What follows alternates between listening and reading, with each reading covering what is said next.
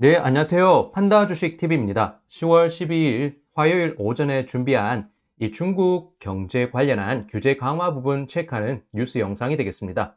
네, 구독과 좋아요는 제가 영상을 제작하는데 모두 다 큰 힘이 됩니다. 네, 우선 내용의 주된 부분은요, 월스트리트저널에서 단독 보도한 이 기사 토대로 마련을 했습니다. 네, 그래서 제가 번역한 내용 위주로 주요한 부분만 발췌를 했고요. 쭉 기사 순으로 내려간다고 말씀드리겠습니다. 네, 월스트리트저널은 시진핑 중국 주석이 민간 기업과 긴밀한 관계, 다시 말해서 유착 관계를 갖고 있는 중국 금융기관 조사에 나섰다고 소개했습니다. 네, 단독 기사라는 소개와 함께 중국 당국발 리스크 확대에 대한 우려를 낳게 하는 기사로 해석이 되고요. 네, 간단하게 제가 중국 기사 헤드라인을 붙인 부분을 보게 되면 중국 기사에서도 11일 저녁 이렇게 관련된 내용을 다루고 있었습니다. 네, 올해 들어서 약 30명의 금융당국과 기관의 간부들이 조사를 받았다고 하는데요. 당국이 현재 주요 금융기관 25곳에 대해서 조사에 착수했다고 소개하고 있습니다. 네, 그래서 내용을 쭉 보면 시진핑 주석이 중국의 국유은행 및 주요 금융기관들, 민간기업 성장과 흐름을 같이 했던 곳들을 타겟으로 삼고 있다고 설명하는데요. 경제 전반에 있어서 자본가들이 득세하는 현 상황을 통제하고자 하는 그 의지가 반영됐다는 설명입니다.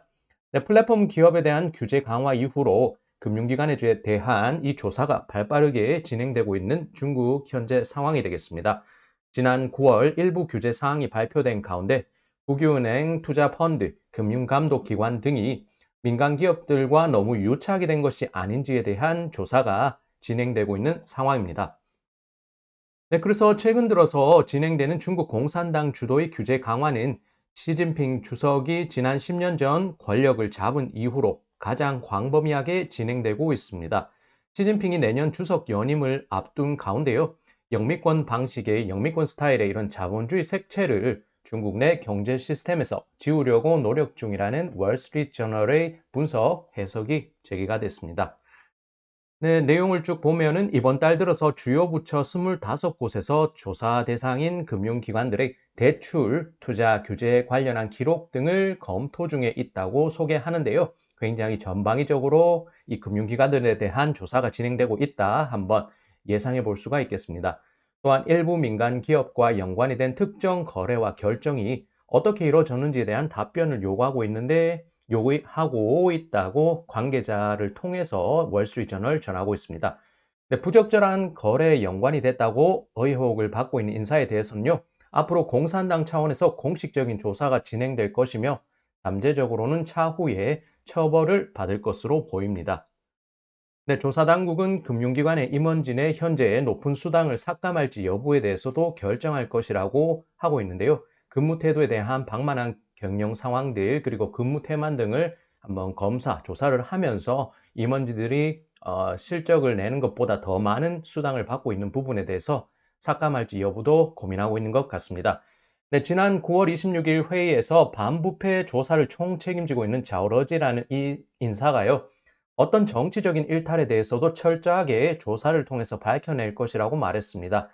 말로는 굉장히 명분을 찾고 있고 정의를 수호하려고는 하지만요. 사실 시진핑 이 주석의 세력과 척결점, 이제 반대점에 있는 그런 세력에 대해서 한번 대대적인 청소를 하는 것으로도 한번 다르게 해석해 볼 수가 있겠습니다.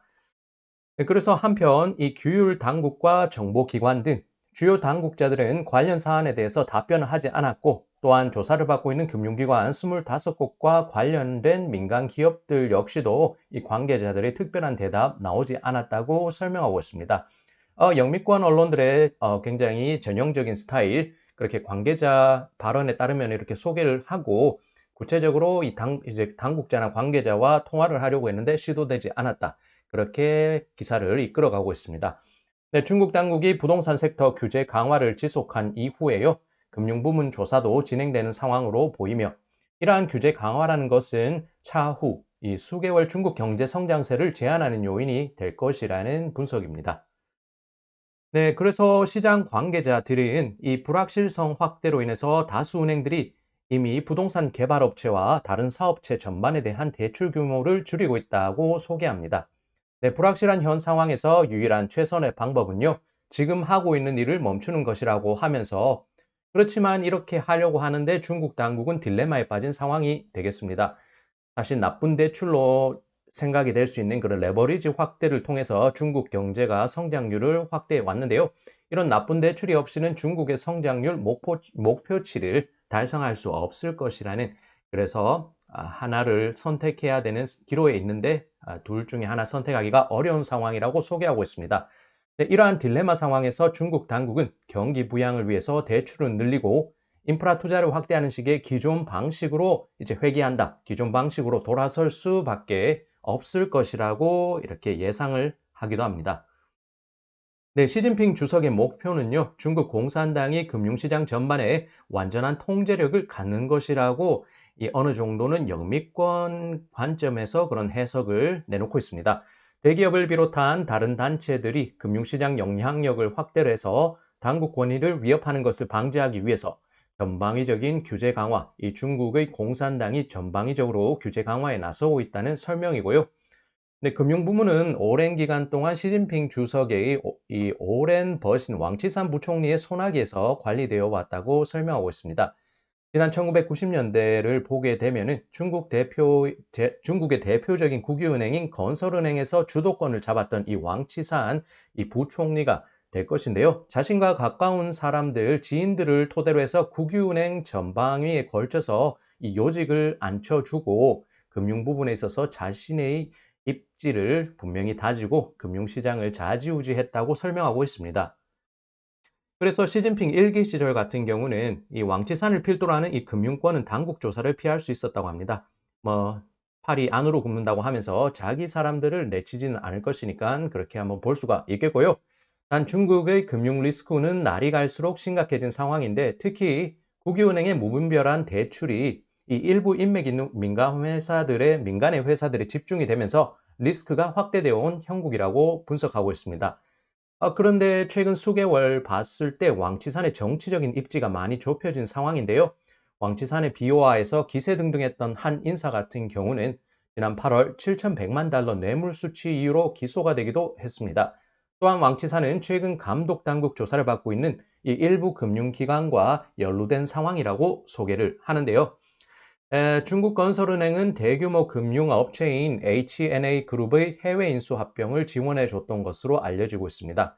H&A는 지난해 감당 못할 부채로 인해서 파산을 선언했으며 이 첨펑 이 H&A 대표 같은 경우는 범죄 행각을 통해서 최근에 구금이 된 상황이 됩니다. 중국 건설은행이 H&A의 이런 그룹에 대출해줬던 사안이 금융기관 감독 확대 및 규제 강화에 대한 새로운 국면을 맞을 것으로 그렇게 그 계기를 통해서 새로운 국면을 맞을 것으로 보인다고 이 관계자는 밝혔습니다.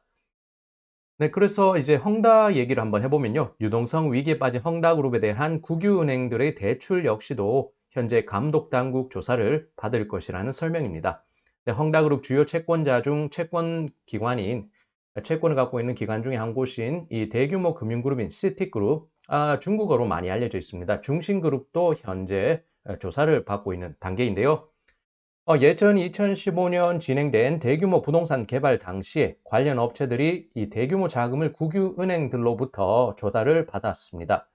그 당시 헝다그룹은 중신그룹을 통해서 30억 달러 자금을 조달했다는 설명과 함께 중신그룹은 그때 개인 투자자를 상대로 투자 상품을 판매하면서 자금을 유치했고 높은 이자율을 내걸고서 개인 투자자들의 자금을 유입시킨 것입니다.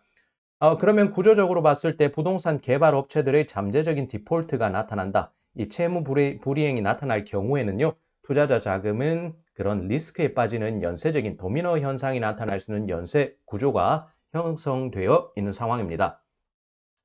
네, 은행업계의 한 관계자는 중국 당국의 이러한 부동산 시장 대출 확대에 대한 경고가 지속적으로 나왔음에도 불구하고 이 중신그룹이 헝다그룹에 100억 달러 이상 자금을 제공했다고 밝혔습니다. 지난달부터 시에홍루 중신은행 광저우 지점장이요, 규율 당국으로부터 조사를 받고 있습니다. 그래서 그의 행적을 보게 되면 지난 2015년부터 2018년까지 광저우 지점을 관리하는 지점장으로 근무를 했으며 부동산 개발업체 대출 규모를 늘려왔다고 소개하고 있습니다. 네, 지난달 후반 이 팡허잉 중신은행 CFO를 비롯한 고위 임원진은요, 투자자들에게 이렇게 말을 했습니다.